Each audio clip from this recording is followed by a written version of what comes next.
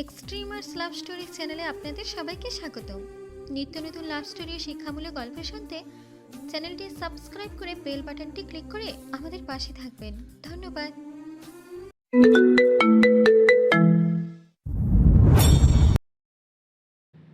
জোড়া বেদ হাতে দরজার সাথে হেলান দিয়ে পা এলবো করে দাঁড়িয়ে আছে সাইফ।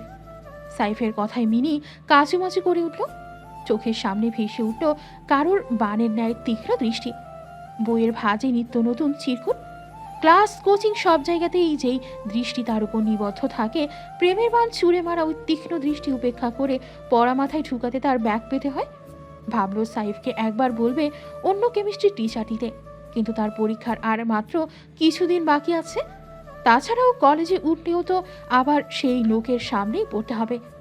ক্যান্টনমেন্টের এই শিক্ষা প্রতিষ্ঠানটি স্কুল অ্যান্ড কলেজ একসাথে। সাইফ চাচা বলেছে কলেজেও তাকে ক্যান্টনমেন্টেই পড়াবে। দীর্ঘশ্বাস ফেললেও মিনি, সে এখন থেকে নিজেকে সামনে চলবে, দুর্বল হতে দেয়া চলবে না তাকে। যেমন দারিদ্রতার কারণে কাজে বের হতে হয়েছে, তার ভাই বোনকে না বের হতে হয়। ভাগ্যক্রমে সে ভালো মানুষদের হাতে পড়েছে। তার ভাই বোনেরা যদি খারাপ মানুষের হাতে পড়ে, তাকে বড় হতে হবে, শিক্ষিত হতে হবে, ভাই বোনের ঢাল হতে হবে। সিয়াসার সব কথা সে বোঝে, মনে প্রাণে বিশ্বাসও করে, কিন্তু যখনই এই রাজ্যের পড়া তার সামনে আসে, সকল সংকল্প ফানুসের মতো উড়ে যায়। এই কি হলো, কথা বলছিস না কেন? না পারলে সিয়ার কাছে বসবি, তবুও তুই খারাপ রেজাল্ট কেন করবি? হ্যাঁ, আইদিন সিহাদ ওরা তো কত ভালো মার্কস আনে। সিয়ার পর আইদিন সিহাদ আশ্রমের বাচ্চাদের মধ্যে তার সবচেয়ে বড় সন্তান। মিনির সাথে এবার বোর্ড এক্সাম দেবে। তারা নিজ নিজ অবস্থানে বেশ মেধাবী। মিনি চমৎকার হাসি দিল সাইফের কথায়, পরিপ্রেক্ষিতে ছুড়ে দিল এক জ্ঞানের বাণী। আরে চাচা, নাম্বার দিয়ে কি যায় আসে? আমি কতটুকু জ্ঞান অর্জন করতে পেরেছি সেটা আসল বিষয়। তুই আমাকে জ্ঞান দিতে এসেছিস? হ্যাঁ, বলেই বেদ দিয়ে বইয়ের উপরে শব্দ এক বাড়ি দিল। মিনি চুপ হয়ে গেল। এখানে বসে চুপচাপ পড়বি, এদিক ওদিক তাকাবি না। আমি দরজা আটকে যাব, ধাক্কাবি না। যতক্ষণ পর্যন্ত না আমি দরজা খুলবো ততক্ষণে বের হতে পারবি না, মনে থাকবে? বলেই সাইফ দরজা আটকাতে নিল। মিনি বাধা দিয়ে টেবিলের উপর রাখা স্যান্ডউইচ আর দুধ সাইফের দিকে বাড়িয়ে দিল। বলল, এইসব ফ্যাশন খাওয়ানে আমার পেট ভরবে না, এটি নিয়ে যান। কোথার কি ধরন! এই মিনি, এগুলো খেয়ে পড়তে বসো, নয়তো তোর পিঠের ছাল তুলে ফেলবো। হ্যাঁ, বলেই দরজা বাহির থেকে লাগিয়ে দিল সাইফ। দরজা লাগিয়ে বিশ্বজয়ের হাসি নিয়ে রান্নাঘরের দিকে পা বাড়ায়। আর সিয়ার সার্জারি রয়েছে, রাত 11টায় শেষ হবে। এই ফাঁকে একটা পার্টি হবে, জাঙ্ক ফুডের পার্টি। সিয়া জানতেও পারবে না, তার আগেই সব প্রমাণ লোপাট করে ফেলবে। আর ঘরের বিবিসি নিউজকে তো আটকেই রেখে আসলো, আজ কোলেস্টেরলের একদম দফা রফা করে দেবে। মেয়ের যন্ত্রণায় কতদিন সুস্বাদু খাবারগুলো মুখে তোলে না। আহা! রান্নাঘরে মৃন্ময়ী নাগের সসেজ ভেজে রেডি করে ফেলেছে। সাইফ ঢুকেই বলল, মৃন্ময়ী, এগুলো আমিই ভাজতে পারতাম, তোমার তো কষ্টের প্রয়োজন ছিল না। ছি ছি দুলা ভাই, আমি থাকতে এগুলো আপনি কেন করবেন? যা দরকার আমায় বলবেন, আমি করে দিব। আহ, তোমার মুখে দুলাভাই ডাকটা শুনে আমার মনটা আপ্লুত হয়ে গেল। ও মনে হলো যেন আমার বয়সটা আরো কয়েক বছর কমে গিয়েছে। মৃন্ময়ী হেসে উঠল সাইফের নাটকীয় ভঙ্গিতে বলা কথাটিতে। তন্মধ্যেই কলিং বেল বেজে উঠল। সাইফ লাফাতে লাফাতে গিয়ে দরজা খুলল। সোফায় বসা আশফাক আহমেদ তা দেখে কয়েকবার দায়িত্ব জ্ঞানহীন বলে ফেলেছে। একজন প্রাক্তন সেনা কর্মকর্তা কিভাবে এমন চাইল্ডিশ বিহেভিয়ার করতে পারে? একে সেনাবাহিনীতে নিয়েছিল কে? সেদিকে সাইফের কোনো খেয়াল নেই, সে আজ খাবে, পেট পুড়ে খাবে।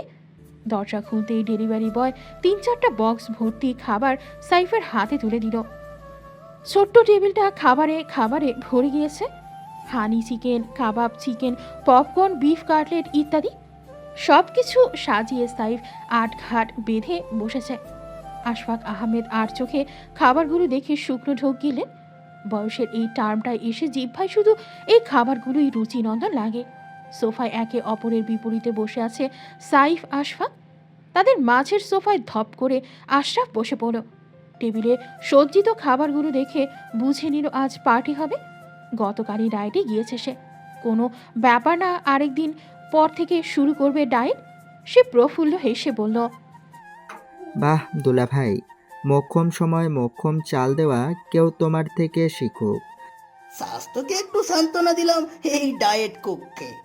সাইফ তাড়াতাড়ি করে একটা চিকেন পপকর্ন মুখে পুরে নিল। আশরাফ আহমেদও কোনা চোখে তাকাতে তাকাতে একটা হানি চিকেন মুখে নিল। সকলে যখন খাওয়ায় পুরোদস্তর মগ্ন হচ্ছিল তখন আশরাফের অদ্ভুত কথায় সাইফ ব্রু কুচকে তার দিকে তাকায়।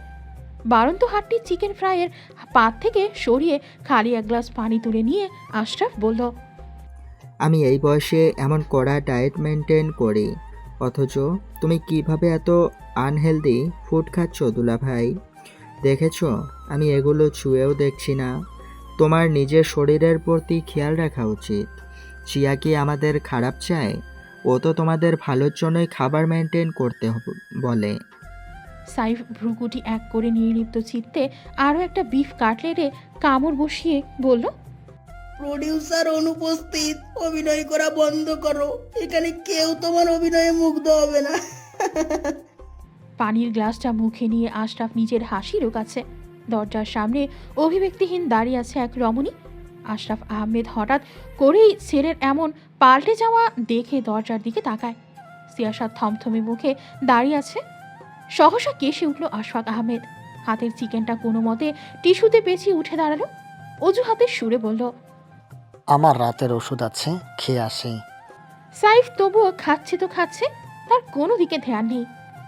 আরে মনি, তুমি ওখানে দাঁড়িয়ে আছো কেন? মেয়ের কথা শুনতেই সাইফ চমকে উঠল। মুখে তখনও খাবার। সে চৌকিতে দরজার কাছে দাঁড়ানো সিয়াসার দিকে তাকালো। এক ভ্রু উঁচু করে তাকিয়ে আছে। সাইফ করুণ চোখে খাবারগুলোর দিকে তাকায়।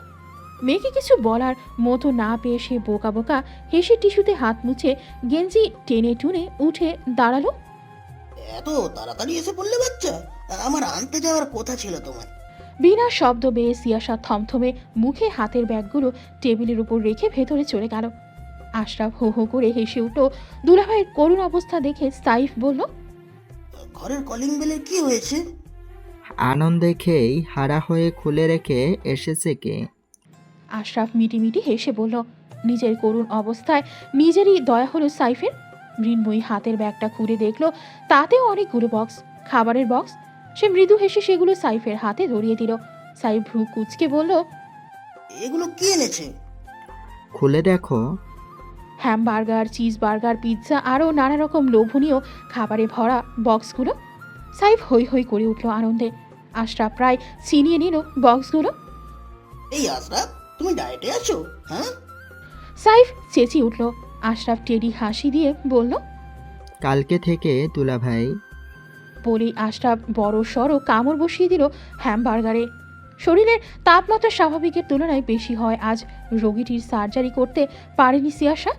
তাড়াতাড়ি ডিউটি শেষে ভাবলো আজ বছরের শেষ দিন সকলের সাথে একটু আনন্দ করা যায়। তাই সকলের জন্য জাঙ্ক ফুড কিনে এনেছে আর ঘরের খাবার পছন্দকারীর জন্য ঘরের খাবার রান্না করে এসেছে। লোকটা তাতেই তৃপ্তি পায়। মিনির ঘরের দরজা খুলতেই সে খুশিতে আত্মহারা হয়ে জিজ্ঞাসা করল, মোলায়েম কেক আনছে নাফা? ওটা পেস্ট্রি কেক মিনি, এনেছি, বসার ঘরে যা। বলেই সিয়াসা নিজের ঘরের উদ্দেশ্যে পা বাড়ালো। সিয়াসা মৃন্ময়ী এক সোফায় বসে আছে। তাদের পায়ের কাছে মেঝেতে আসন পেতে বসে আছে মিনি। সাইফ আশফাক আশরাফ উৎসুক তাকিয়ে আছে টিভির দিকে। বাংলাদেশের খেলা চলছে। প্রত্যেকের হাতে খাবারের বাটি। মৃন্ময়ী সকলের দেখা দেখি কাঁটা চামচ দিয়ে খাওয়ার চেষ্টা করল, তবে অভ্যাস না থাকায় এতে সফল হলো না। খানিক লজ্জায় পড়ল সকলের সামনে। দৃশ্যটি সিয়াসা এবং আশরাফের চোখে বাঁধে। তারা দুজনে হাসি মুখে নিজেদের কাঁটা চামচ রেখে দিয়ে হাত দিয়ে খেতে শুরু করলো, তাও যেন তেন ভাবে। আহার গ্রহণে হাতের থেকে তৃপ্তিময় পন্থার আর কোনো বিকল্প রূপ হতে পারে না। নিজের ভেতরকার হীনমন্যতা কাটিয়ে মৃন্ময়ীও হাসি মুখে হাত দিয়ে খেতে শুরু করলো। আশরাফ সিয়াসার মুখে হাসি ফুটে উঠল। আর মিনি, সে তো পেস্ট্রি কেকটাও হাত দিয়ে খাচ্ছে। Pure Bengali. অতপর রাত 11টা পর্যন্ত জাঙ্ক ফুডের সাথে আড্ডা চলেছে সকলের। রোজকার মতো আজও দর্পণ ঘরে ফিরে আলোয় ঝলমল করা গোছানো পরিপাটি একটা ঘর পেল। পাখিটির খাঁচা কৃত্রিম ফুল দিয়ে সাজিয়ে রেখেছে। খাঁচায় অবস্থানরত পাখিটি অনবরত সিয়াসার গুণগান গাইছে। তবে কিছুটা অবাক হলো আজ ভারী খাবার দেখে। মুখে মৃদু হাসি নিয়ে রোজকার মতো আচারের কৌটার নিচে রাখা চিরকুট গোটা গোটা বনের বুননকে পড়তে লাগলো। নববর্ষকাল, আজ বছরের শেষ দিন, কোনো কিছুতে কম্প্রোমাইজ নয়। হেলদি ফুডের পাশাপাশি এই ধরনের খাবারও আমাদের দেহের জন্য প্রয়োজন। ইট দিস মেজর। ইতি, আপনার সিয়া বউ। মেয়েটিকে ফুটপাতের ওপর উঠিয়ে নিজে সড়ক ঘেঁষে হাঁটা ভিড়ের মাঝে বলিষ্ঠ হাতের বলয়ে মেয়েটিকে সুরক্ষিত রাখা। এলোমেলো চুলগুলো যখন খুলে পড়ার জোগাড়, তখন অদক্ষ হাতে সেগুলো ঠিক করে দেয়া। এই ছোট ছোট যত্নগুলোর কারণে নিজেকে বিশেষ কেউ মনে হয় সিয়াসার। দর্পণ নামক পুরুষটি যেন তার জীবনে এসেছেই তাকে বিশেষ অনুভব করানোর জন্য। তন্দ্রাভ আভায় চেয়ে আছে প্রকৃতি তখনও। সূর্যের দেখা মেলেনি এখনো। পরিবেশে খানিক শীতলতার আধিপত্য চলছে। পাহাড়ি রাস্তার দুপাশে দাঁড়িয়ে আছে শত শত গাছ। রাস্তার উচ্চতা যেন মেঘ ছুঁয়ে যাচ্ছে। মাঝে মধ্যেই এক পেঁজা তুলোর ন্যায় কুহেলি পাশ ঘেঁষে উড়ে উড়ে যাচ্ছে। মনে হয় যেন মেঘ ভেসে বেড়াচ্ছে পরিবেশে। শীতল মিষ্টি এক বুনো গন্ধ ভেসে বেড়াচ্ছে বাতাবরণে। অদূরে এলোমেলো শাখা বিস্তৃত করে দাঁড়িয়ে আছে পলাশ ফুল গাছ। সবুজের মাঝে লালাভ বর্ণটি যেন অনায়াসে সকলের দৃষ্টি আকর্ষণ করছে। পাহাড়ি রাস্তার বর্ণনা দেওয়াও যেন অপার্থিব সৌন্দর্যের ঘাটতি তৈরি করা, কেননা এই সৌন্দর্য যে অবর্ণনীয়। আলীকদম ও থানচি থানার মাঝে অবস্থানরত ডিম পাহাড়ের উঁচু রাস্তায় রুদ্ধশ্বাসের শব্দ ভেসে আসছে। প্রাতকালের নির্মলতা, সতেজতা, নিস্তব্ধতা ভেদ করে। মেয়েটির দৌড় দেখে যে কেউ বুঝে নেবে এখানে প্রতিযোগিতা হচ্ছে। গতিবেগ এতটা যেন অলিম্পিক রেস হচ্ছে, কিন্তু পুরুষটির দৌড় দেখে মনে হচ্ছে সে ফাজলামো করছে। পুরুষটির দৌড়ের গতি মেয়েটিকে আরও হাস্যকর করে তুলছে। মেয়েটি প্রাণপণে দৌড়াচ্ছে, দেহের সর্বশক্তি দিয়ে দৌড়াচ্ছে। পুরুষটি মাঝে মধ্যেই পিছু ফিরে মেয়েটিকে দেখছে আর ফিচেল হেসে দৌড়াচ্ছে। চুক্তিবদ্ধ প্রতিযোগিতা হচ্ছে দুজনের মাঝে, কে আগে শেষ প্রান্তে পৌঁছাতে পারে। মুনাফা অবশ্যই রয়েছে। শেষ সীমানার কাছে আসতেই দর্পণের গতিবেগ আরও কমল। অদূরে তখন মেয়েটি হাঁটু আঁকড়ে হাঁপাচ্ছে, আর পারছে না। স্টপ মেজর, আর পারছি না।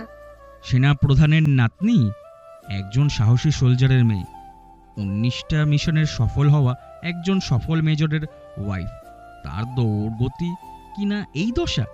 ছি ছি ছি! লাঞ্ছনাজনক বাণী ছুটতে ছুটতে দর্পণ সিয়াসার সামনে এসে দাঁড়ালো। টি শার্টের আড়ালে পেশিগুলো টান টান হয়ে আছে। ট্রাউজারের পকেট হাত ঢুকিয়ে দাঁড়িয়ে আছে সে। ফ্যাকাশে মুখটিতে ঘামে তেলতেলে হয়ে উঠেছে। ট্রাউজারের সাথে ওভারসাইজ টি শার্ট ইন করা। ইহজন্মে আর সে ইন ছাড়া গেঞ্জি পরবে না, এই সংকল্প বহু আগের, যা এখনও বহাল রয়েছে। সিয়াসা হাঁপাতে হাঁপাতে বলল, উঠবি? প্রত্যেকবার এটা বলতে আপনি ভুলে যান। What ever. দর্পণের নির্লিপ্ত কণ্ঠস্বর। প্যান্টের পকেটে লুকিয়ে থাকা হাতটি মেয়েটির উপর করুণা দেখিয়ে হাত বাড়িয়ে দিল। বাড়িয়ে দেওয়া হাতটির দিকে কয়েক পল তাকালো সিয়াসা। 1 মিনিট 2 মিনিট বাদ বাড়িয়ে দেওয়া হাতটিতে সপাটে আঘাত করে হঠাৎ করে হাওয়া হয়ে গেল মেয়েটি। লুজার।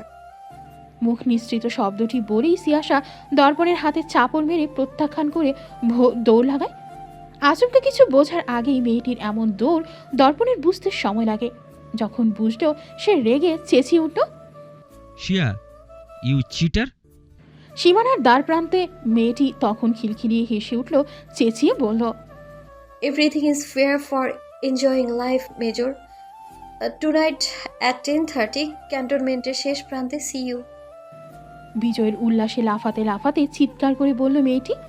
সে উড়ছে ডানা মেলা প্রজাপতির মতো। বাতাবরণে তখন প্রতিধ্বনিত হচ্ছে পাহাড়ের গায়ে বাড়ি খেয়ে ফিরে আসা রিনরিনে কণ্ঠস্বর।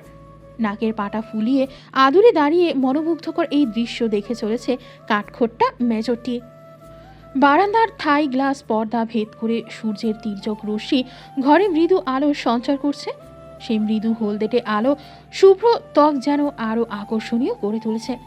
কামরার ভেতর এসির শাঁসা শব্দ ভেসে বেড়াচ্ছে। ঘরের এক কোণে সৌন্দর্য বর্ধনকারী গাছের আড়ালে ভেজা চুল খোপা বাঁধল। লাল পেটিকোট আর লাল ব্লাউজ পরা অর্ধনগ্ন এক নারী মনোযোগ দিয়ে শাড়ি পরার চেষ্টা করছে উল্টো দিকে ঘুরে। দাঁড়ানোর ধরন আর হাতের গতিবিধি স্পষ্ট ইঙ্গিত করছে মেয়েটি নিজেকে লুকানোর চেষ্টা করছে। গলা পর্যন্ত কাঁথা মুড়ি দিয়ে পিট পিট করে এই দৃশ্য দেখে চলেছে আশরাফ। সদ্য ঘুম ভাঙা নেত্রপল্লবী স্ফীত হয়ে আছে, এলোমেলো চুল ওষ্ঠাধয় শুকিয়ে কাঠ হয়ে আছে। ইদানিং বুকের মাঝে ইঁদুর ছানা নিয়ে ঘুমানো নিত্যদিনকার অভ্যাস। ঘুমের মাঝে যখন বুক খালি পেল, অনেক খুঁজেও যখন কারো অস্তিত্ব পেল না, তখন জোরপূর্বক চোখ দুটো খুঁড়েছে। মেজাজটা এই কারণে একটু একটু গরমও হয়েছে। সব জায়গায় চোখ বুলিয়েও পেল না, তখন চোখ পড়ে ওই গাছের আড়ালে লুকিয়ে থাকা লাল অংশের দিকে। মেজাজ এমনিতেই গরম হয়েছিল, তার মাঝে এমন লুকোচুরি, এর ব্যাখ্যা ও কারণ হিসেবেও সে ওই বুড়ো শব্দটাকে দায়ী করছে। মৃন্ময়ী তাড়াতাড়ি করে শাড়ি পরার চেষ্টা করছে, আশরাফ ওঠার আগেই পরে ফেলবে। এমনিতে প্রতিদিন তার 2 মিনিট লাগে শাড়ি পরতে, তবে এটা নতুন শাড়ি, খুব ফুলে ফুলে বসে, তাই পরতে সময় লাগছে। প্রতিদিন এভাবে গাছের আড়ালে লুকিয়ে শাড়ি পরে, বাথরুম ভিজা থাকে, শাড়ি পরা যায় না, আর ঘরের ভেতরে এই ষাঁড় গরুর ভয়ে পড়তে পারে না, কখন জানি উঠে যায়। পড়তে পারছো না, আমি সাহায্য করব। আশরাফের কণ্ঠস্বর ভেসে আসতেই সে চমকে উঠল। তৎক্ষণাৎ কোনো রকম শাড়ি পুরো শরীরে পেঁচিয়ে সে দুরু দুরু বুকে পিছু ফিরে তাকালো। তীক্ষ্ণ শিকারী দৃষ্টির সাথে ভয়ার্ত দৃষ্টির মেলবন্ধন হতেই সে ছটফটিয়ে উঠল। হন্তদন্ত হয়ে বলল, আপনি উঠে পড়েছেন? আচ্ছা, আমি বাথরুমে যাচ্ছি, আপনি উঠুন। এক পাও নড়বে না ওখানে থেকে। নীনাদের সুরে বলা কথাটিতে ভীতু মৃন্ময়ী আতঙ্কিত হয়ে পড়ল। ততক্ষণে আশরাফ নেমে পড়েছে বিছানা থেকে। শাড়ি আরেকটু ভালো করে পেঁচিয়ে মৃন্ময়ী জড়সড় হয়ে দাঁড়িয়ে রইল।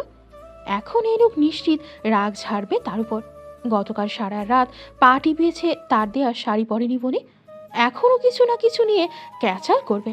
বছরের শুরুটাই যদি এমন হয়, তবে পুরো বছরটা কেমন যাবে? তার পাণ্ডুলিপি তৈরি হয়ে গিয়েছে মৃন্ময়ীর মস্তিষ্কে। পুরো বছরটা যাবে এই খ্যাচরা লোকের খ্যাচখ্যাচ শুনতে শুনতে। আশরাফের তীক্ষ্ণ দৃষ্টি হ্যাংলা পাতলা দেহটির আগা গোড়া পর্যবেক্ষণ করে নিল। গনগনে কণ্ঠে জিজ্ঞাসা করল, লুকিয়েছিলে কেন? কোথায় লোকালাম?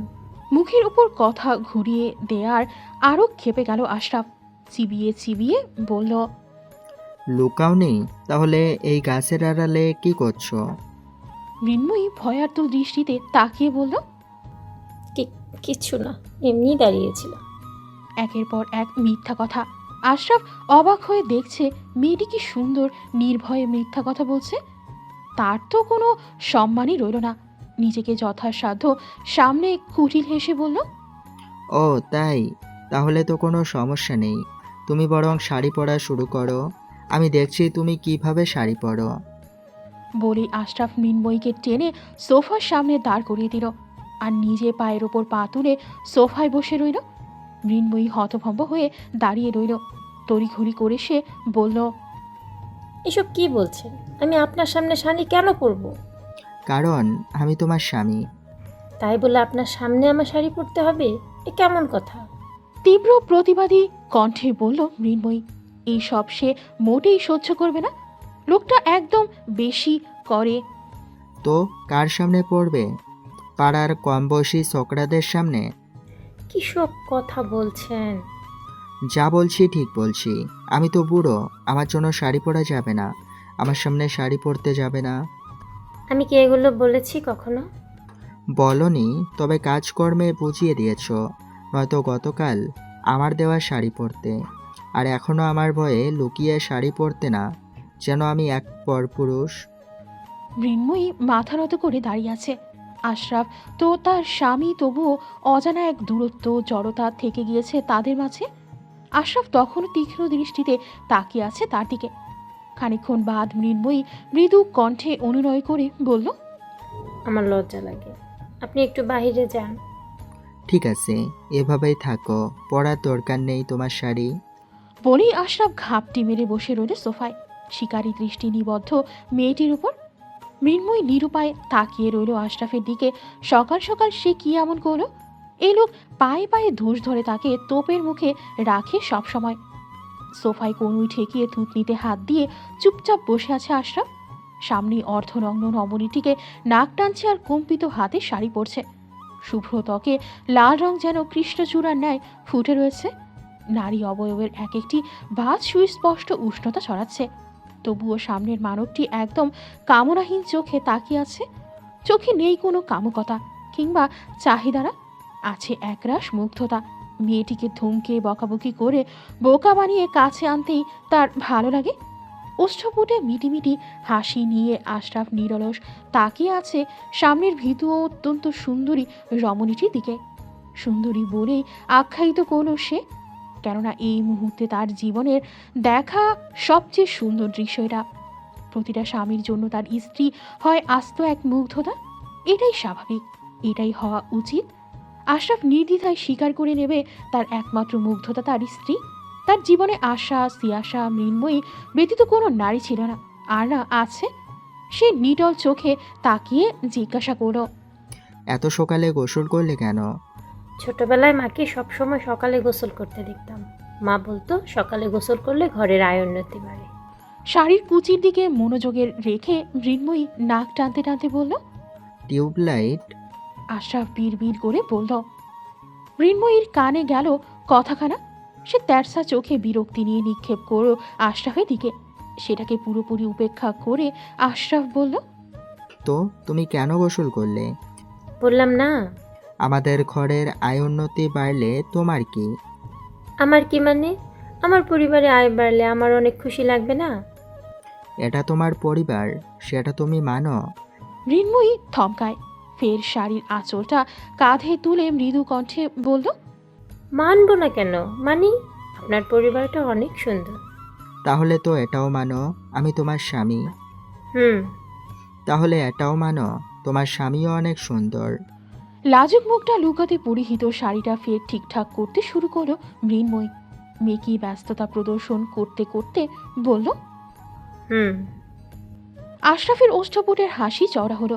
বউয়ের মুখ থেকে নিজের প্রশংসা শুনেও আশরাফের তেরামো কমল না, বরং আরও বেড়ে গেল। মানুষের সহজাত প্রবৃত্তি একটু পেরে আরেকটু পেতে যায়। আশরাফও লোভী হয়ে উঠল। গেঞ্জি টেনে টুনে সোফা থেকে দাঁড়াতে দাঁড়াতে বলল, এরপর থেকে যেন আর লুকিয়ে শাড়ি পরতে না দেখি। রোজ সকালে শাড়ি পরার আগে আমায় ডাক দেবে, তুমি শাড়ি পরবে, আমি দেখব।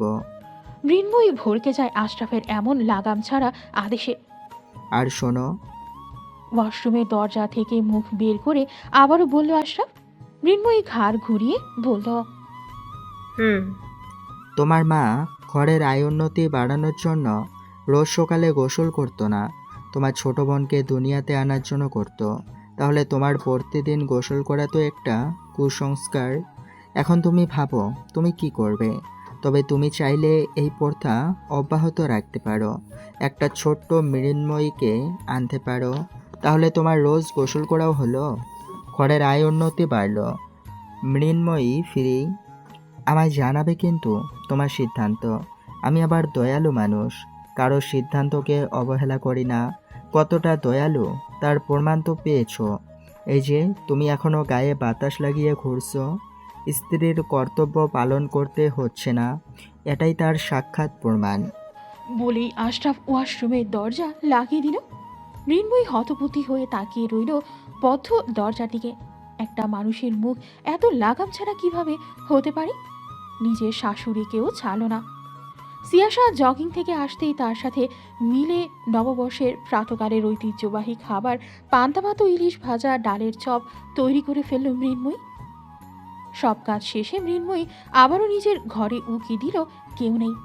স্বস্তির নিঃশ্বাস ফেলে ঘরে ঢুকল। বিছানার একপাশে বসে আঁচলের নিচ থেকে মোটা অঙ্কের একটা অ্যামাউন্টের টাকা বের করল। এগুলো বিয়ের দিন থেকে এখন পর্যন্ত সে সালামি পেয়েছে।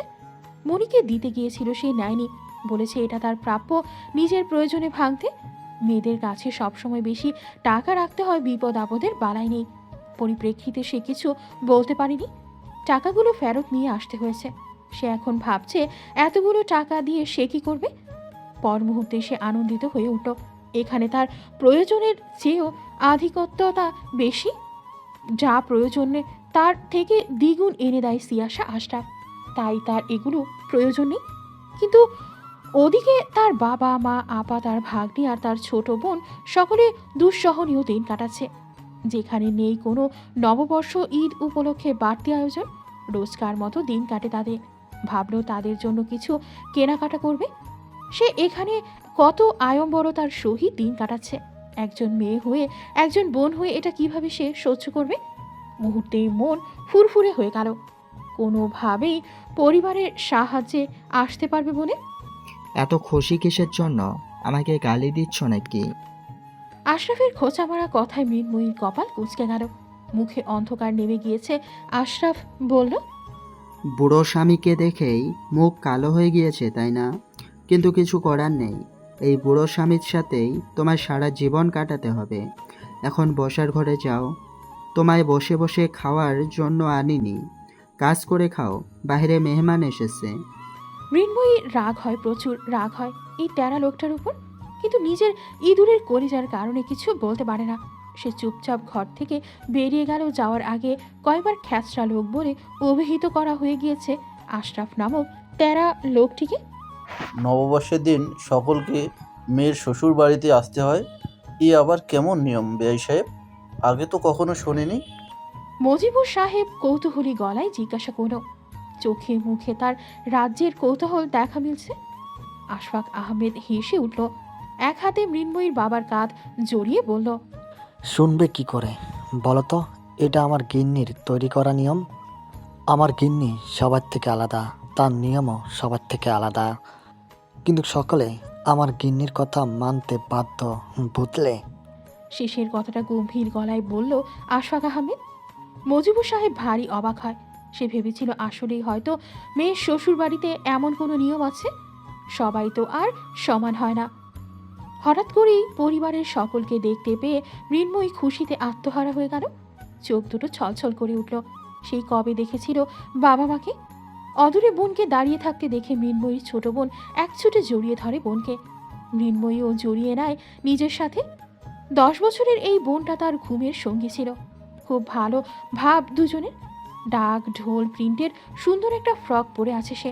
বোনের মাথায় হাত বুলিয়ে দিয়ে বলল, কি সুন্দর লাগছে তোকে, এত সুন্দর বৈশাখী জামা কবে কিনলি?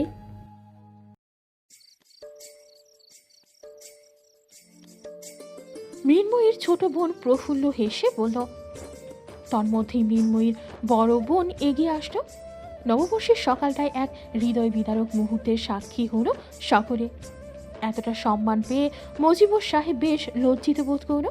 সে তো কিছুই করতে পারছে না মেয়ের শ্বশুর বাড়ির জন্য, তবে সাধ্যের মধ্যে যেটুকু আছে সেটুকু তো অবশ্যই করতে পারে। সে আশফাক আহমেদকে অনুরোধ করলো এখন থেকে আশ্রমের বাচ্চাদের জন্য দেয়া দুধের বিনিময়ে সে কোনো টাকা নেবে না। বিয়ের পরপরই আশফাক আহমেদ সাফ সাফ জানিয়ে দিয়েছিল ব্যবসায়িক লেনাদেনার সম্পর্ক এবং আত্মীয়তার সম্পর্ক আলাদা রাখতে। তাই আশফাক আহমেদ আর সাইফ ঢের আপত্তি করলো এমন প্রস্তাবে। মজিবুর সাহেব ফের অনুরোধ করলো, আমায় একটু মাথা উঁচু করে বাঁচতে দিন বেয়াই সাহেব। এমন কথার প্রেক্ষিতে আর কিছু বলতে পারলেন না তারা। খাবার টেবিলে সকলে যখন হাসি তামাশার সাথে খাওয়া দাওয়া করছিল, পান্তার সাথে ইলিশ, তখন সিয়াসা চুপসে বসে আছে খাবার টেবিলে। অসহায় দৃষ্টি তার প্লেটে। সাইফ একটু একটু করে মাছ বেছে নিজের পাত থেকে তুলে দিচ্ছে। মেয়েটা মাছ বাছতে পারে না। সাইফ ট্যারা দিয়ে বলল, খাচ্ছ না কেন বাচ্চা? কতগুলো মাছ জমা হয়ে গিয়েছে। সিয়াসা কৃত্রিম হাসল। দর্পণের সাথে একসাথে আজ পর্যন্ত কখনো খাওয়া হয়নি, তাই এই লোভ আর ইচ্ছেটা জেগে বসেছিল মাথায়। প্রিয় মানুষের সঙ্গ পেতে মন সর্বদা যে ব্যাকুল হয়ে থাকে। তাই জগিং শেষে ধরে বেঁধে দর্পণকে বাগানিয়ানা রেস্তোরাঁয় নিয়ে গিয়ে ঐতিহ্যবাহী পান্তা ইলিশ খেয়েছে একসাথে। সবচেয়ে ভালো লাগার বিষয় হলো পুরোটা সময় দর্পণও তাকে মাছ বেছে বেছে দিয়েছে ঠিক বাবার মতো। সে সঠিক জীবনসঙ্গী খুঁজে পেয়েছে, এমন একজন যার মধ্যে তার বাবার প্রতিচ্ছবি খুঁজে পায় সে, যে তাকে তার বাবার মতোই আগলে রাখবে সবসময়। আর খেতে পারছি না পাপা। নিজের প্লেটটা বাবার দিকে এগিয়ে দিয়ে বলল সিয়াসা। পেটে এক চিমটি জায়গা খালি নেই, খাবার ঢুকাবে কোথায়? সাইফ বিচলিত হলো। সকলের দৃষ্টি বাবা মেয়ের দিকে।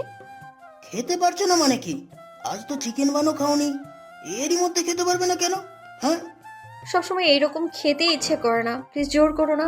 আজ একটু কম খেলে কোনো ক্ষতি হবে না। সাইফ গম্ভীর হয়ে উঠল। মেয়েকে সে কোনো কিছুতে বাধা দেয় না, কিন্তু তার প্রতিটা কাজের পেছনে যুৎসই লজিক দেখাতে হবে। খাবার নিয়ে হেলাফেলা তার অপছন্দ। গমগমে গলায় বলল, এই এমনটা বললে হবে না সিয়া।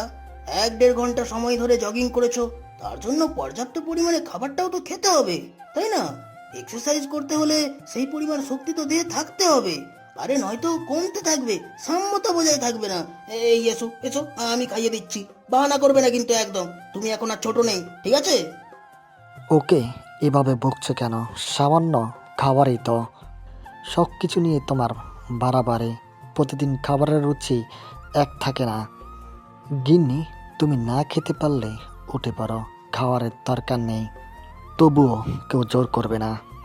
আশফাক আহমেদ উঁচু গলায় বলল। সাইফের মোটেই পছন্দ হলো না শ্বশুরের কথা। খুব কমই বিষয় আছে যেখানে জামাই শ্বশুর একমত হয়েছে। সে বিরোধিতা করে বলল, না, খাবে না কেন? ছোটাছুটি তো কম করে না, তার জন্য হলেও তো শক্তির প্রয়োজন। ইদানিং শরীরের প্রতি তোমার বড্ড অবহেলা সিয়া। সিয়া বিরক্ত হয়ে গেল, ব্রিটিশটা ভরা কণ্ঠে বলল, ঠিক আছে, বাদ দাও, কোনো সমস্যা নেই। দাও, আমি খেয়ে নিচ্ছি, তবুও আর্গুমেন্ট বন্ধ করো। ভরা পেটে আবারও এক প্লেট ভাত খেতে হলো সিয়াসার। 10টার দিকে ক্যান্টনমেন্টে যাবে, সেখানে জমকালো সাংস্কৃতিক অনুষ্ঠানের আয়োজন হয়। সাইফ আশফাক সেখানকার প্রধান অতিথি। বিকালে আশ্রমের বাচ্চাদের শিশু পার্ক সহ মেলায় ঘুরতে নিয়ে যেতে হবে। সেখানে আরেক সমস্যা, বাচ্চাদের সাথে ট্রাভেল করার সময় 8 জন গার্ড থাকে। তবে এবারের গার্ডদের মধ্যে একজন গার্ডের দৈহিক অবকাঠামো বাচ্চাদের কাছে দৈত্যাকার লাগছে। যেমন কালো তেমন মোটা ও লম্বা। তাই তারা কোনো মতেই রাজি হচ্ছে না ওই গার্ডের উপস্থিতিতে কোথাও বেড়াতে যেতে। সে খেতে খেতে বলল, আশ্রমের জন্য ওই গার্ডটাকে নিষিদ্ধ করেছিলাম আমি। তুমি কি সেটা নিশ্চিত করেছো পাপা? হ্যাঁ, করেছি। সাইফ খেতে খেতে বলল, এই রাফি, তোমার এজেন্সির সাথে কথা বলতে বলেছিলাম নতুন গার্ডের জন্য, বলেছো? বলেছিলাম একদিনের মাঝে নতুন গার্ডের সন্ধান দেওয়া তাদের পক্ষে সম্ভব নয়। আর তুমি যেরকম ব্যাখ্যা দিয়েছ তেমন খুঁজে পাওয়াও দুষ্কর। 2 দিন সময় নিয়েছে তারা। তাহলে তো মুশকিল।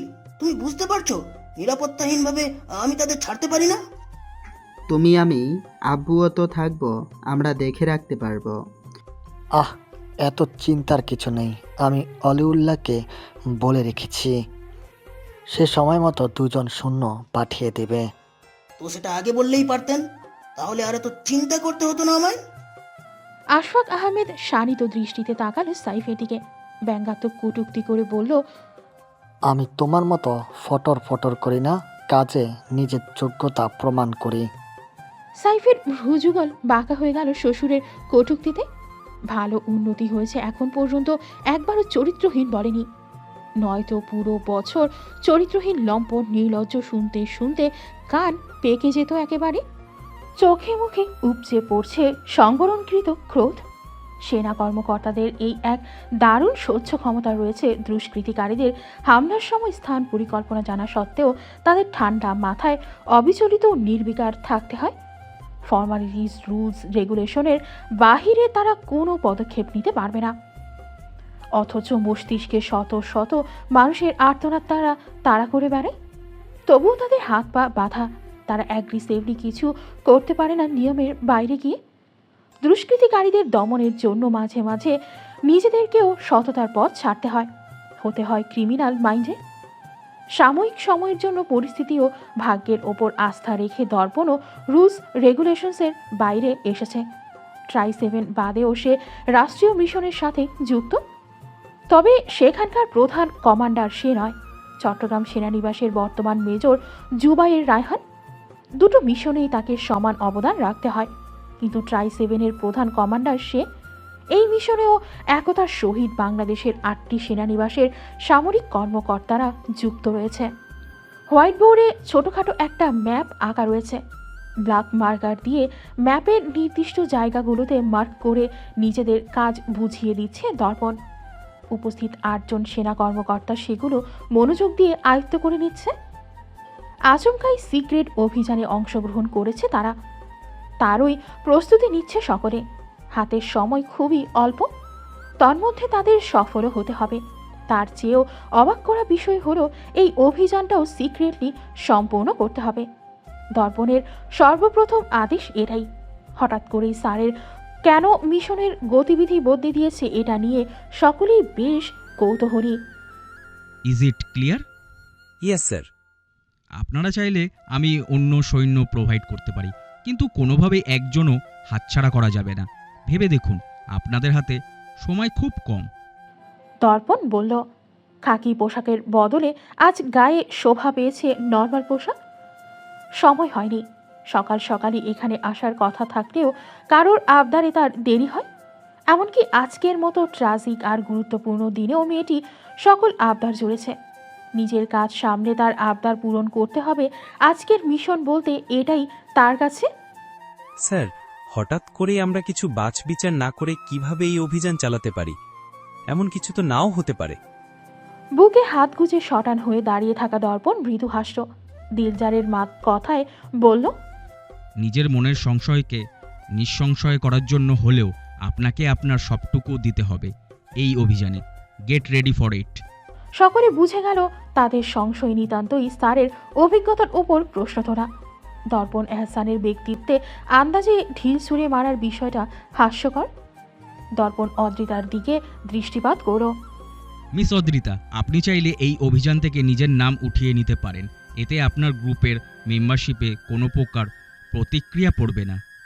দর্পণ বলল, ইদানিং অদ্রিতার সেরা পত্তবিদ্যার উপর তার যথেষ্ট সন্দেহ সৃষ্টি হচ্ছে, তাই এমন প্রস্তাব। অদ্রিতা হকচকায়, ব্যথিত হয়, মনে খানিক ক্ষোভেরও দেখা মিলে। কথায় কথায় দর্পণের এমন তার অভিজ্ঞতার উপর প্রশ্ন তোলা তার আত্মসম্মানে আঘাত আনছে। শক্ত কণ্ঠে বলল, আপনি হয়তো জানেন না স্যার, আমি এর আগেও 9টা মিশন উদ্যমিত সহকারে কাজ করেছি, এমনকি ভালো পারফরমেন্স কারণে পদসম্মান অর্জন করেছি। সেই ক্ষেত্রে আপনার এমন প্রস্তাব অযাচিত। Sound good. আপনার আত্মবিশ্বাস কণ্ঠস্বর শুনতে ভালো লাগছে মিস অদ্রিতা। ধরে রাখুন তাহলে আমাকেও আর এমন অযাচিত প্রস্তাব দিতে হবে না।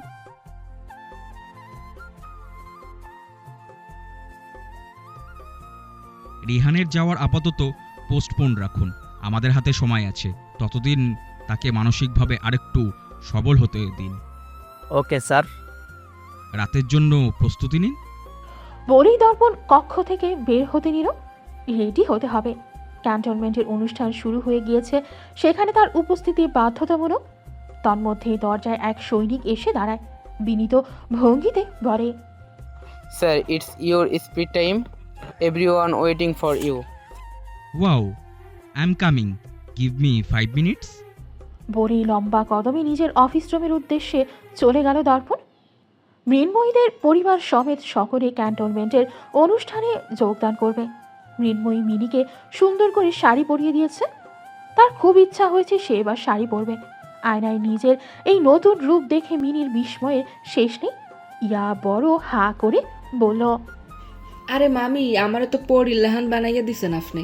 হাতে কি জাদু আছে নাকি? তুমি নিজেই পরীর মতো সুন্দর, আমি কিছু করিনি। হইছে, আর লজ্জা দিয়েন না। মিনি লাজুক কণ্ঠে বলল, প্রথম প্রথম যখন এখানে এসেছিল গায়ের বরণ কিছুটা ময়লাটে ছিল। নিজে যতটুকু শরীরের যত্ন সিয়াশা নেয়, তার সঙ্গী হিসেবে মিনিও থাকে। উন্নত পরিবেশ গুণে যত্ন পেতেই গায়ের আসল বরণ উজ্জ্বলতা ছড়াতে শুরু করে। এখন আর সেই ময়লাটে ধুলোময় গায়ের বরণ নেই। উজ্জ্বল শ্যামলা হাস্যোজ্জ্বল চপল মেয়ে। সিয়াশার সঙ্গে থাকতে থাকতে তার প্রতিরূপ নিজেকে গড়ে তুলেছে প্রাণোচ্ছল। সাদাসিধে রূপে থাকাই সিয়াশার কমফোর্ট জোন। হোক সেটা পোশাক কিংবা মুখশ্রী, সে তো ওরাই ঠিকঠাক সামলাতে পারে না, গাড়ি কিভাবে সামলাবে? মৃন্ময়ী জোর করলেও সে পড়েনি। লাল সাদা কারচুপির সারারা পড়েছে, মাথায় লাগিয়েছে একগুচ্ছ গোলাপ ফুলের চাক। মেয়েদের অনবদ্য সৌন্দর্যের বহিঃপ্রকাশে তার হাসি আর একটু ফুলের ছোঁয়া যথেষ্ট প্রয়োজন পড়ে না কোনো কৃত্রিমতার। সকলে ব্যস্ত গতিতে অনুষ্ঠানে যাওয়ার জন্য বের হচ্ছিল। তখন মিনি সোফার নিচ থেকে একটা কাগজ বের করল। কয়েকবার ঘুরিয়ে ফিরিয়ে দেখে বুঝল এটা কোনো মেডিকেল রিপোর্ট। সে হাঁক ছেড়ে সিয়াশাকে ডাকল, আফা আফা দেখেন, এটা কি আপনার দরকারি মনে হয়? গুছাইয়া রাখেন, পরে আবার কইবেন আমি আপনার সব দরকারি কাগজ ঝাড়ু দিয়ে হালাই দিই। বেশি কথা বলিস, এমন অকাশ করিস দেখে তো বলি। কই দেখি, দে তো। দরজার ওপাশে থেকে সিয়াশা বলল। সে বের হয়ে গিয়েছে। মিনি তার হাতে দিলে সে ব্যস্ত চোখে একবার হেডলাইন ভালো করে পড়ল। সেন্ট্রাল হসপিটালের প্রেগনেন্সি রিপোর্ট, যেখানে গোটা গোটা অক্ষরে আশা আহমেদ লেখা। সেটি দেখতেই তার মুখে হাসি ফুটে উঠল। পুরোটা পড়ল না, অল্প একটু পরেই বুঝলো এটা যখন সে তার মায়ের গর্ভে ছিল তার রিপোর্ট। সে বলল, এটা মামার প্রেগন্যান্সি রিপোর্ট মিনি। পাপার রুমে রেখে আয়, ভুলে হয়তো এখানে এসে পড়েছে, হারিয়ে গেলে পাপা রাগ করবে।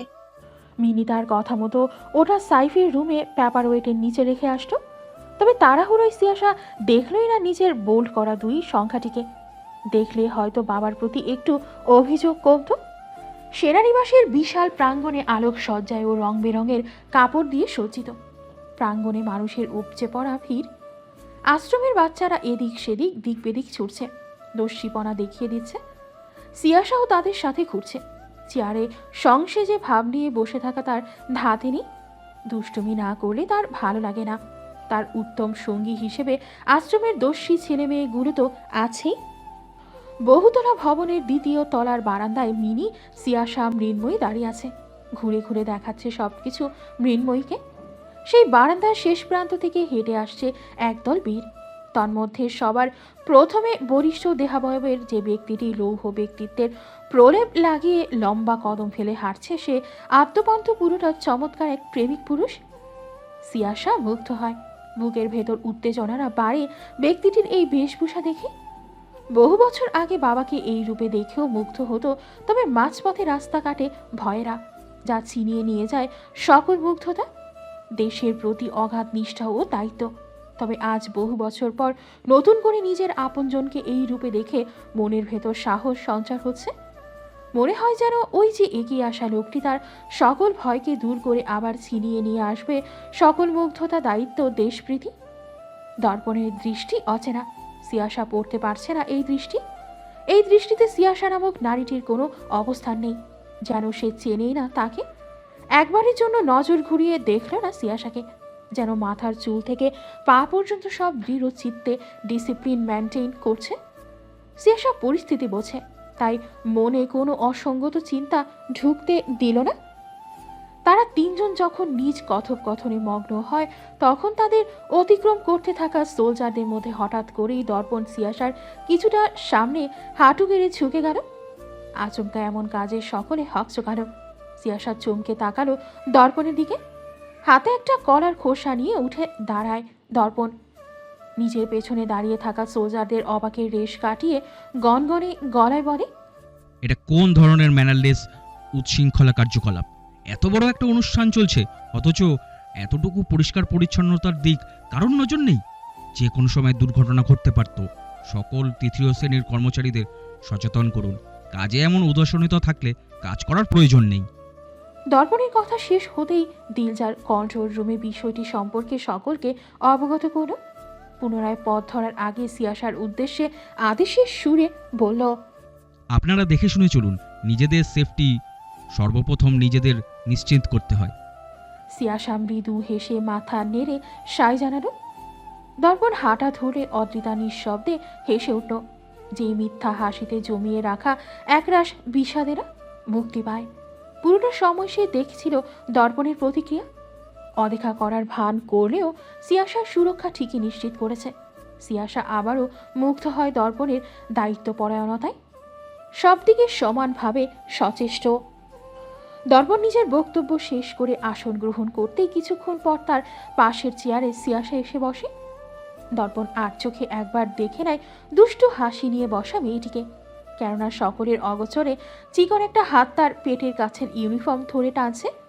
চেয়ারের হাতরে কোনোই ঠেকিয়ে থুতনিতে হাত দিয়ে ধিমি কণ্ঠে দর্পণ চিবিয়ে চিবিয়ে বলল, ডোন্ট বি সো নটিশিয়া, গো টু ইয়োর সিট।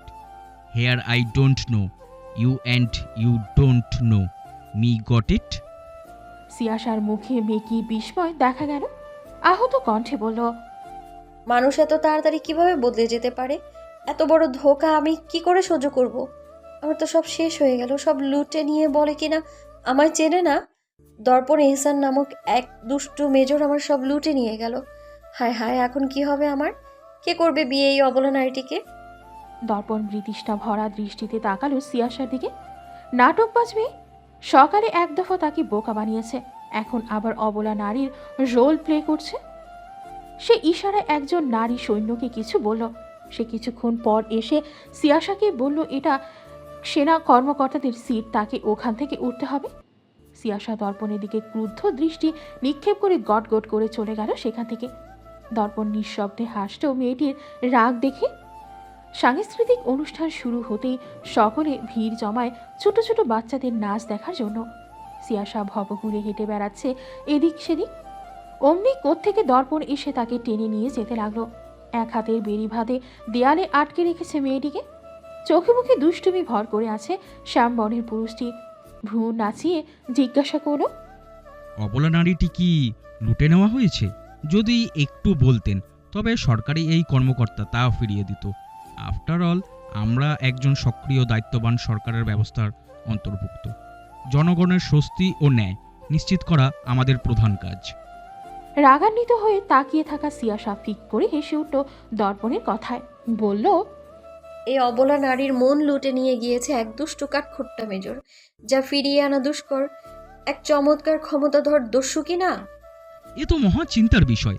সরকার কিছু করতে পারবে না? তুমি এক কাজ করো, দস্যুকে একটু দুষ্টুমিষ্টি আদর করে কনভেন্স করতে পারো। দস্যুর যদি মন গলে আদর পেয়ে তবে ফিরিয়ে দিতে পারে। সে তোমার মন। চিন্তিত ভঙ্গিতে বলা কথাটি শেষ হতেই সিয়াসার সবেগে একটা ঘুষি মারো দর্পণের পেট বরাবর। দর্পণ হু হু করে হেসে উঠল। আলগোছে পকেট থেকে কিছু একটা বের করে সেটা সিয়াসার গলায় পরিয়ে দিল। মৃদু স্বরে বলল, শুভ নববর্ষ ওয়াইফি। এমন হাসি খুশি প্রাণবন্ত থাকো সবসময়। আমার বেরং একাকী দুনিয়ার রঙিন করে তোলো। বছরের প্রতিটা ক্ষণ, প্রতিটা দিন, প্রতিটা পরিস্থিতি তোমার অনুকূল হোক। তোমার মুখের হাসি বজায় রাখা আমার একমাত্র দায়িত্ব। সিয়াসা অবিচল তাকিয়ে থাকে সম্মুখের ব্যক্তিটির দিকে। নিজের গলার দিকে তাকালে দেখা মিলে শুভ্র ফ্যাকাশে ত্বকে জলজল করা সাদা পাথরের লকেটটি। বলল, এটা কেন দিয়েছেন? নববর্ষের উপহার। আমি তো আপনাকে কিছু দেইনি। গোটা তুমিটাই আমার কাছে গড গিফটেড শ্রেষ্ঠ উপহার, যার জন্য আমার পাথরের ন্যায় মনে বাঁচার ইচ্ছা জাগে, কাজে ফাঁকে দিতে ইচ্ছা হয়। আমার সকল দুশ্চিন্তা ক্লান্তিরা ছুটে পালায়। যার ভাবনায় তার সাথে জড়িত সবকিছুই আমায় আনন্দ দেয়। Isn't it best gift for me? Siyasa নীরব দেখতে লাগলো শ্যাম সুন্দর পুরুষটিকে। কেউ কল্পনাও করতে পারবে না কঠোরতার আড়ালে এই মানুষটার মাঝে এমন একটা দিক রয়েছে যেটা শুধুমাত্র তার জন্য উন্মুক্ত। অবুঝকে বোঝানো যায়, কিন্তু যে বুঝেও অবুঝের ভান ধরে বসে থাকে তাকে বোঝানো কঠিন। চিঠির কোনো উত্তর না দিলে ডাকলেও কখনো ফিরে তাকাও না। ওকে ফাইন, মানলাম, বাট অ্যাজ এ টিচার ভালো মন্দ কিছু জিজ্ঞাসা করলে তো বলতে হয়। তৈরবের কণ্ঠে ক্ষোভের আভাস। আঁচল হাতে মিনি নতমস্তকে দাঁড়িয়ে আছে। হঠাৎ করেই তৈরব স্যার পথ আটকাবে ভাবতে পারিনি। আপনি কখনো টিচারের মতো আচরণ করেননি, তাই টিচার স্টুডেন্টের সম্মানীয় ও সুন্দর সম্পর্কটা আমাদের মাঝে নেই। এটার জন্য আপনি আর আপনার করা স্বভাব আচরণ দায়ী। মিনি শক্ত কণ্ঠে বলল। তৈরব ব্যথিত চোখে তাকায়, তাচ্ছিল্য হেসে বলে, ভালোবাসা প্রকাশ করলে তার সস্তা আচরণ হয়ে যায় বুঝি? আসলে মেয়েরা কি চায়? ভালোবেসে ইগো বজায় রেখে ইগনোর করা। তবে তুমি এটা কি জানো, ভালোবাসায় কখনো ব্যক্তিত্ব থাকে না। ভালোবাসলে স্বতঃস্ফূর্তভাবে প্রকাশ করতে জানতে হয়। আর এই প্রকাশ করাকে যদি মেয়েদের সস্তা আচরণ মনে হয় তবে আমি বলবো তারা ভুল। তারা মানুষের মন কেন ব্যক্তিত্বকে ভালোবেসেছে।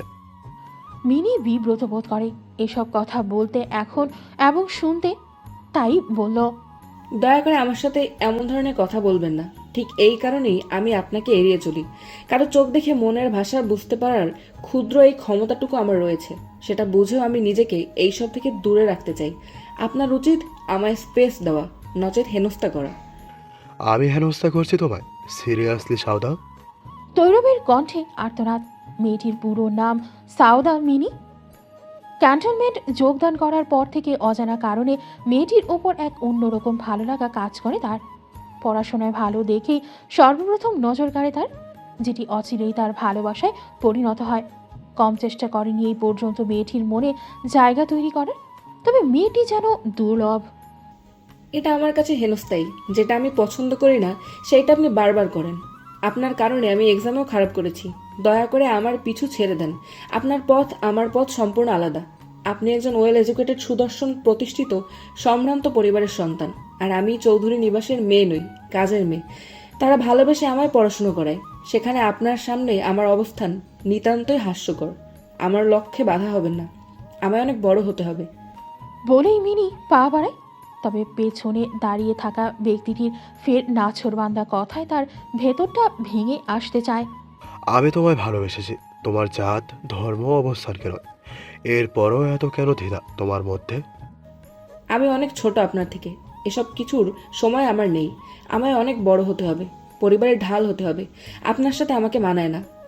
বয়সের এই পর্যায়ে এসে আপনার এমন আচরণ আপনাকে হাস্যকর করে তুলেছে। আমায় ভুলে যাবেন দয়া করে। যদি অপেক্ষা করি? মিনি ঘাড় ঘুরিয়ে তাকায় তৈরবের দিকে। জড়তার কারণে কখনো স্পষ্টভাবে দেখা হয় না লোকটাকে।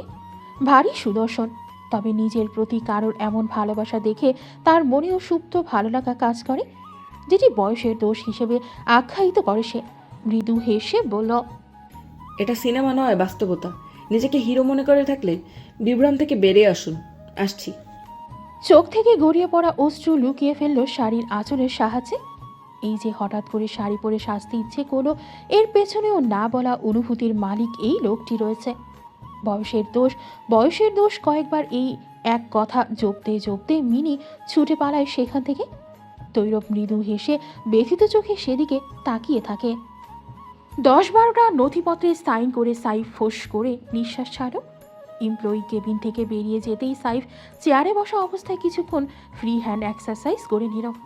সামনেই রকিং চেয়ারে দুলতে থাকা গম্ভীর মুখে বসা আশফাক আহমেদ রাগান্বিত চোখে দেখছে তাকে। তবে আজকের এই রাগ যে প্রহসনমূলক হবে না তা সাইফ জানে। তবুও নিজেকে যথাসাধ্য ডন্ট কেয়ার ভাবে প্রেজেন্ট করার চেষ্টায় মশগুল সে। ভালো থাকার আরেক মাধ্যম হলো ডোন্ট কেয়ার ভাব। এগুলো আবার কেন শুরু করেছ? কি শুরু করেছি? ল্যাপটপে আঙুল চালাতে চালাতে বলল সাইফ। আশফাক আহমেদ গর্জে উঠল, বসা থেকে দাঁড়িয়ে গেল, টেবিলের সজোরে আঘাত করে বলল, খবরদার সাইব, আমি এই মুহূর্তে তোমার কোনো রকম ফাইজলামি কথা শোনার মতো মোটে আমি নেই। বহু বছর আগে এমন তোত্তরামও করেছিলে, যার জন্য আজ আমি সর্বহারা। সবসময় তোমার জিদের কারণে আমি কেন মাসুল দিব? আশফাক আহমেদের কণ্ঠে আর্তনাদ। এই আর্তনাদ একজন সেনা কর্মকর্তার নয়, একজন বাবার। সাইফ থামে, উষ্ণ নিঃশ্বাস ফেলে বলে, একটু সুপারিশ করতে হয়েছে বলে এত রাগ? আপনার অবস্থানে থাকলে না আমি পথে ঘাটে ধরে ধরে সকলকে চাকরি দিতাম। হ্যাঁ, এই জন্যই তুমি এই অবস্থানে নেই। এসব করা বন্ধ করো সাইব। এইবার তোমাকে রক্ষা করেছি, বারবার করব না। তোমার এসব কাজের জন্য গিন্নির কিছু হলে আমি তোমাকে নিজের হাতে খুন করব। সাইফ নিশ্চল নিঃশ্বার হাসি শ্বশুরের দিকে তাকিয়ে বলে, আপনার গিন্নির কিছু হলে দুনিয়ার সাথে আমার আর কোনো লেনাদেনা থাকবে না। দুনিয়ার অবশিষ্ট কোনো টান মায়া দায়িত্ব কিছুই থাকবে না। তখন আমি নিজে হাতেই নিজেকে শেষ করে দেব। আপনার কষ্ট করার প্রয়োজন নেই, চিন্তা করবেন না। আপনার গিন্নির জন্যই বেঁচে আছি, তার কিছু হতে দেব না। সাইফ আবারও আশ্বাসী সুরে বলল। আশফাক আহমেদ ফোঁস করে আবার চেয়ারে বসল। সাইফ হাতর কাজ শেষ করল, বিদেশি ক্লায়েন্টদের মেইলগুলো পাঠিয়ে উঠে দাঁড়ালো। কফি হাতে ঝিমুনি দিয়ে বসে থাকা শ্বশুরের উদ্দেশ্যে বলল, কাজে ফাঁকি দেওয়া হয়ে গেলে চলুন বাসায় যাই। সিয়া একা বোর হচ্ছে মনে হয়, মিনময়ীও নেই, মিনির পরীক্ষা। তোমার কি মনে হয় সে সফল হবে? আরও একবার যদি খুনের খেলায় হেরে যেতে হয়? সে দুর্বার চলন্ত স্ফুলিঙ্গ যার কোনো পিছুটান নেই। প্রকৃতি ও পরিস্থিতি বারবার সততার সাথে গাদ্দারি করতে পারে না। মৃদু প্রশংসায় অবশ্য আশফাক আহমেদ শান্ত হলো না। কানে বসে চিরচরিত সেই বিধ্বস্ত নিস্তার পেতে চাওয়া উদ্ভাস্ত শীতল কণ্ঠস্বরে অনুরয়, ঠিক যেন শ্মশানের স্বরযাত্রী। পাপা, আমি মরতে চাই প্লিজ। আশফাক আহমেদ ঘুমাতে পারে না সেই আওয়াজের কারণে। বারবার তাড়া করে বেড়ায় আর বলে সে ব্যর্থ, অসহায়, অক্ষম এক বাবা। সাইফের বুকের ভেতর কাঁপছে, হৃদযন্ত্রটি কেমন অস্থিরভাবে প্রসারিত হচ্ছে। নিজেকে সামলানোর চেষ্টা করলো সাইফ, কারণ ব্যতীত মুখে হাসি ফুটিয়ে তোলে। ফাজলামো কণ্ঠে বলল, কি হলো, বাড়িতে যাওয়ার ইচ্ছা নেই? তোমার যাওয়ার হলে তুমি যাও, আমি পরে আসবো। কেন, ডেটিংয়ে যাবেন? বাজে কথা বলবে না সাইব, আমার চোখের সামনে থেকে সরো। ঠিক আছে থাকেন, আমি গেলাম। হাতে সময় নিয়ে বের হতে হবে, বুঝলেন শ্বশুর মশাই? আরে নববর্ষের রাত, ললনাদের রংচঙা সাজসজ্জা দেখে চোখ জুড়াতে হবে। তার মধ্যে একটা পছন্দ হলে সিয়ার কাছে ধরে নিয়ে যাব। সিয়া তো কাজী নিয়ে বসেই থাকে, তাই না? বলেই সাইফ বের হতে নিল। আশফাক আহমেদ বিস্ফোরিত ক্রুদ্ধ দৃষ্টি নিক্ষেপ করে সাইফের দিকে হুড়মুড়িয়ে চেয়ার থেকে উঠে সাইফের পথ ধরে পেছন থেকে চেঁচিয়ে উঠে বলল, খবরদার সাইব, আমার মেয়ে ব্যতীত অন্য কোনো মেয়ের দিকে তাকালে তোমার চোখ দুটো খুলে আমি টুনেট করে দেব। আমি বেঁচে থাকতে আমার মেয়েকে ধোকা দেওয়ার দুঃসাহস দেখাবে না, নয়তো জেলের গানি টানতে হবে বুড়ো বয়সে। চলন্ত সাইফ মলিন হেসে উঠল শ্বশুরের হুমকি ধমকিতে। সে কেন বেঁচে আছে এমন প্রশ্ন করলে উত্তর হিসেবে এই খ্যাচরা বুড়ো আর সিয়ার নামটা উঠে আসে। ও হ্যাঁ, 1 মাইল বসে দুলাভাই বলে চেঁচিয়ে ওঠা রাফির নামও রয়েছে। ছেলেটার কথা বলতে তার একটু লজ্জা লাগে। এই কথা নিছকই গোপন কথা, কাউকে বলেনি আজ পর্যন্ত। ছেলেটা মাঝে মধ্যে মাঝরাত নেই দিন নেই এসে জড়িয়ে ধরে আর বলে, দুলাভাই, I love you the most. সে ভেবে পায় না ছেলেটা দিনে রাতে মদ গাঁজা খায় নাকি, নতুবা মেশিনে কোনো টেকনিক্যাল প্রবলেম আছে। একদিন তো চুমো দিতে গিয়েছিল, সেদিন সে ভয়ে সোফা উঠে পালিয়ে গিয়েছিল। সেই যাত্রায় তার মান সম্মান বেঁচে গিয়েছিল। এর জন্যই সুযোগ পেতেই তাড়াতাড়ি করে বউ এনে দিয়েছিল। এখন পর্যন্ত পরিবেশ শান্ত, তার মানে সে নিশ্চিন্তেও থাকতে পারে। স্টেজের সামনে চেয়ারে বসা মৃন্ময়ী এদিক ওদিক তাকিয়ে খুঁজছে মিনি আর সিয়াশাকে। পাশে বসা আশরাফ তা দেখে দাঁত কিরমির করে বলল, কাউকে পছন্দ হয়েছে হলে বলো, আমি গিয়ে সেটাকে পুঁতে রেখে আসি। মৃন্ময়ী হতচকিত আশরাফের দিকে তাকায়, প্রশ্নবিদ্ধ দৃষ্টি নিক্ষেপ করে জিজ্ঞাসা করল, কি বলছেন, কাকে পছন্দ হবে? কোসি যুবকদের। তোমার স্বামী তো বুড়ো, তাকে দেখার জো আছে নাকি তোমার? তো বলো, পছন্দ হয়েছে নাকি কাউকে? আমি গিয়ে তাকে আদর সোহাগ করে আসি। আপনি প্রচুর বাজে কথা বলেন, কোনো কিছু না জেনেই ষাঁড়ের মতো চেঁচামেচি শুরু করেন। বলে মৃন্ময়ী ঘাড় ঘুরিয়ে নিল। কতটা খ্যাচরা লোক হলে নিজের স্ত্রীকে এমন কথা বলতে পারে? এই লোকের সাথে কথা বলা মানে কুয়োয় ঝাঁপ দেয়া। মৃন্ময়ীর কথায় আশরাফের মুখ হা হয়ে গেল। মুখ ফিরিয়ে নেয় সে আরও কেঁপে গেল। ক্ষিপ্ত কণ্ঠে বলল, কি বললে তুমি? আমি ষাঁড়? নিজের স্বামীর পাশে বসে অন্য ছেলেদের দিকে তাকাচ্ছ, আবার আমায় বলছো আমি ষাঁড়ের মতো চেঁচাই? নেংটি ইন্দুর ছানা, তোমার পতন এসে গিয়েছে। আমারই ভুল, তোমায় না খেয়ে এখনও দয়া দেখিয়ে বেড়াচ্ছি।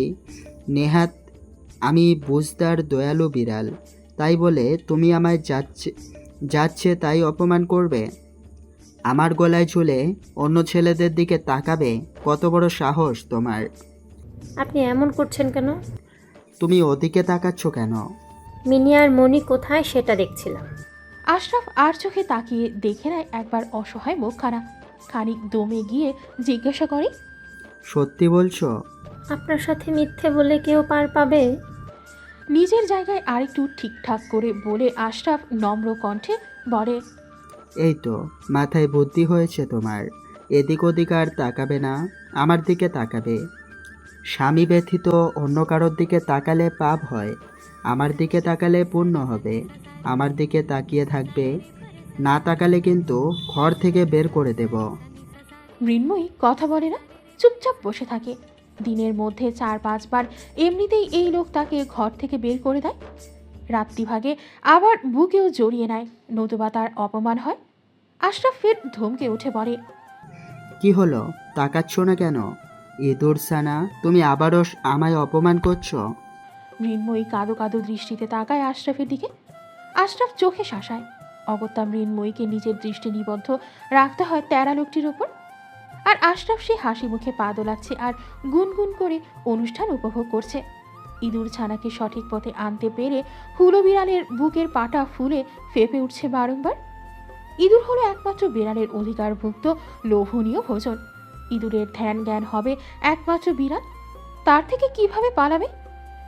আর বিড়ালের ধ্যান জ্ঞান হবে একমাত্র ইঁদুর, তাকে কিভাবে হাতের নাগালে পাবে?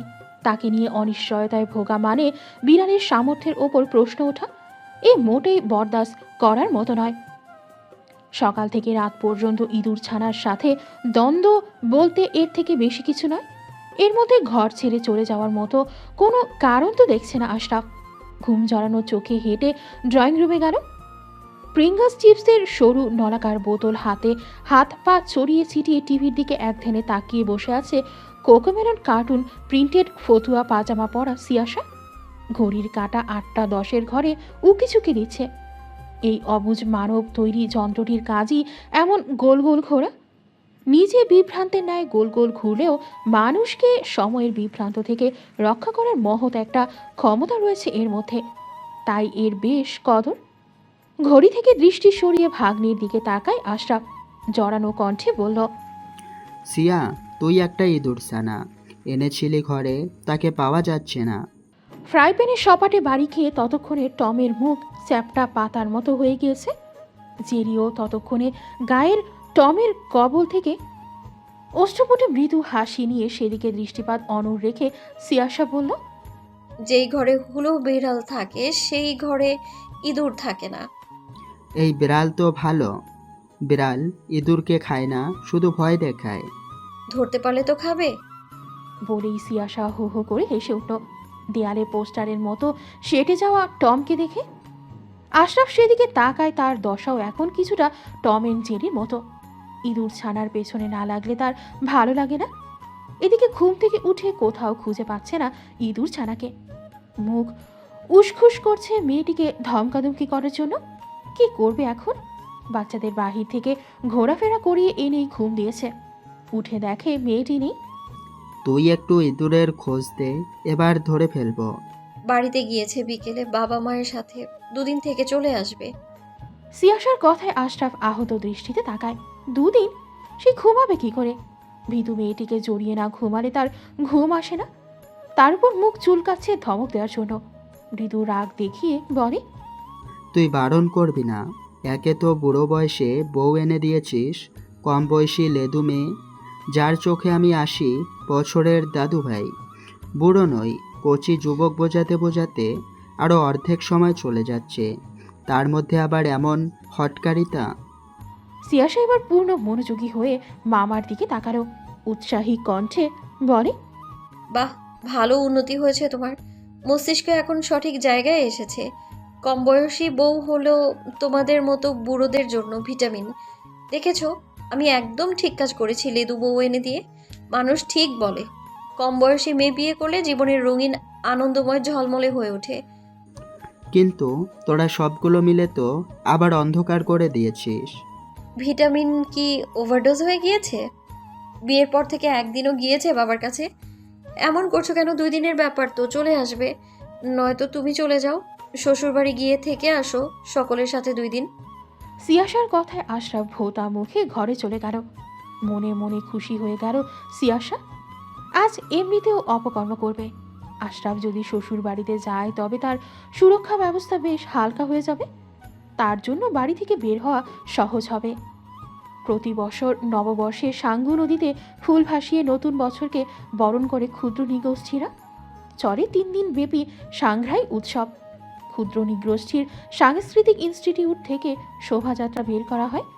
পার্বত্য এলাকায় বসবাসরত 11টি ক্ষুদ্র নৃগোষ্ঠীরা নিজ সভ্যতা ট্র্যাডিশন অনুযায়ী সেজে ওঠে এই শোভাযাত্রায়। ক্ষুদ্র নৃগোষ্ঠীর সাংস্কৃতিক ইনস্টিটিউটে বিশাল জমজমাট আড়ম্বরপূর্ণ উৎসবের আয়োজন করা হয়। সাঙ্গু নদীর তীরে বসে মেলা, যেখানে নদীতে ফ্লোটিং মার্কেট বসে। তীরে ছোট ছোট দোকান বসে, যেখানে নারী পুরুষ সমানতালে নিজেদের ঐতিহ্য তুলে ধরে। নৃগোষ্ঠীদের ঐতিহ্যবাহী পোশাক পাওয়া যায়। তা দেখে শখে আহ্লাদে ভিন্ন বৈচিত্র্যের প্রতি আকৃষ্ট সাধারণ মানুষগুলো সেজে ওঠে উপজাতিদের বেশভূষায়।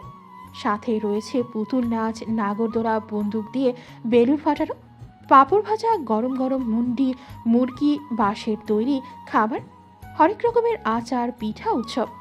এবং 11টি ক্ষুদ্র নৃগোষ্ঠীর সম্মিলিত নাচ পরিধানে থাকে তার নিজ নিজ ঐতিহ্যবাহী পোশাক। সে এক এলাহি কাণ্ড। বাঙালি আমোদ প্রমোদ প্রিয়তার উদাহরণ হিসেবে নিজেদের মেলে ধরে তারা। 19 বছর ধরে সিয়াসা বান্দরবনে থাকে। পর্যটন এলাকা থেকে শুরু করে ঝোপঝাড় দেখেনি এমন জায়গা খুঁজে পাওয়া দুষ্কর। তবে এত আমোদ প্রমোদ প্রিয় মেয়েটি এই ঐতিহ্যবাহী রাতের মেলায় কোনোদিন অংশগ্রহণ করতে পারেনি, চক্ষু শীতল করতে পারেনি উপজাতিদের বৈচিত্র্যময়তা দেখে। এই আক্ষেপ বহুকালের। বাবা নানার কড়া নিষেধাজ্ঞা প্রত্যাহার করে যাওয়ার সাহস হয়নি। শেষে হতাশ হয়ে বলেছে গার্ড নিয়ে যাবে, তাতেও সাইফ অনর। সকালে অহেতুক কাঠখোট্টা মেজরটি তাকে রেসের অফার করে। ফ্রিতে কেন নিজের এনার্জি ওয়েস্ট করবে, তাই তো সুযোগ পেতেই ট্রফি হিসেবে এই প্রস্তাব রাখে। দর্পণও রাজি হয়ে যায়, কেননা সে আত্মবিশ্বাসী তার মতো ফার্স্ট রানারের সাথে সিয়াসা কখনোই জিততে পারবে না। ঝঞ্ঝাটপূর্ণ মেলায় যাওয়ারও প্রশ্ন ওঠে না। সে বরাবরই কোলাহলহীন থাকতে পছন্দ করে, কিন্তু মেয়েটি যে এভাবে তাকে বোকা বানিয়ে জিতে যাবে সে ভাবতে পারেনি। ভাবনায় বিভোর নিজের পাশে তাকায় দর্পণ। উৎফুল্লতা, উৎসাহ, আনন্দ যত শব্দ রয়েছে তা এই মুহূর্তে মেয়েটির মাঝে পাওয়া যাবে। রাত প্রায় 10:40। তারা হাঁটছে গলির ভেতর থেকে। সিয়াসা পেছনের গেট থেকে লুকিয়ে এসেছে। ডিনার শেষে বাবাকে বলেছে তাকে যেন রাতে ডিস্টার্ব না করে। সে আজ দরজা আটকে ঘুমাবে। সে কখনো দরজা আটকে ঘুমায় না। মিনি তার ঘরের মেঝেতে ঘুমায়। মাঝরাতে প্রায় মাথায় হাত বুলানোর আভাস পায়। সে ঢের জানে রাতভর 2 শ্বশুর জামাই ঘুমায় না।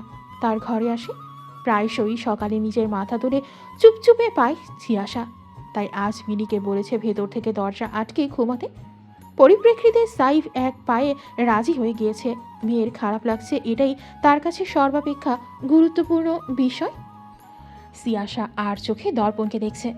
লোকটাকে ব্যস্ত মনে হচ্ছে, শান্তভাবে হাঁটছে, তবুও ব্যস্ততা, চিন্তিত ভাব, শীতলতা ভঙ্গ করে নিজেদেরকে প্রকাশ করছে। কাটা কাটা আর্মি ছাড় চুলগুলো দিয়ে পানি ঝরছে। মাত্র গোসল করেছে বোধহয়, কানে ইয়ারপড লাগানো। বদনে শোভা পাচ্ছে কালো টি শার্ট, কালো প্যান্ট।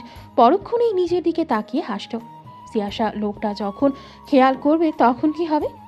সিয়াসা দর্পণের ফোনে লোকেশন পাঠালে দর্পণ হতাশার নিঃশ্বাস ফেলে। ঘাড় ঘুরিয়ে মেয়েটিকে জিজ্ঞাসা করে, তুমি শিওর এটাই ঠিকানা? একদম। সিয়াসা উচ্ছ্বসিত কণ্ঠে বলল। দর্পণ তৎক্ষণাৎ ফোন বের করে কাউকে একটা বার্তা পাঠায়। গলি থেকে বের হলেই বাস পাওয়া যাবে।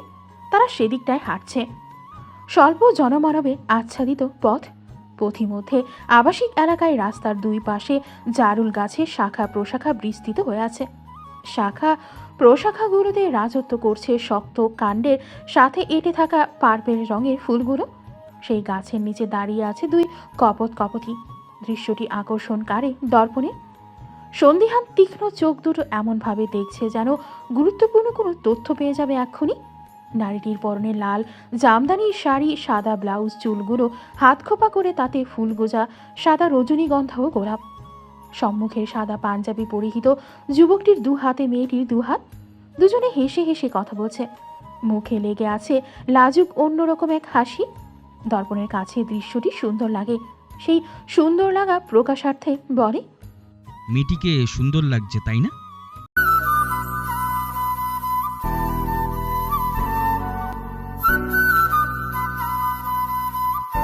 আপনাদের একটা লাইক, একটা শেয়ার আর একটা সাবস্ক্রাইব আমাদের জন্য উৎসাহ। আপনাদের জন্য আরো ভালো কন্টেন্টের প্রতিশ্রুতি। আপনার ছোট্ট ক্লিকে আমাদের পথ চলা বড় হয়। আপনাদের পাশে পেলে আমরা পারবো আরো অনেক কিছু। তাই দেরি না করে এখনই এক্সট্রিমার্স লাভ স্টোরি চ্যানেলটি লাইক দিন, শেয়ার করুন প্রিয়জনের সাথে, আর সাবস্ক্রাইব করে থাকুন আমাদের সাথে।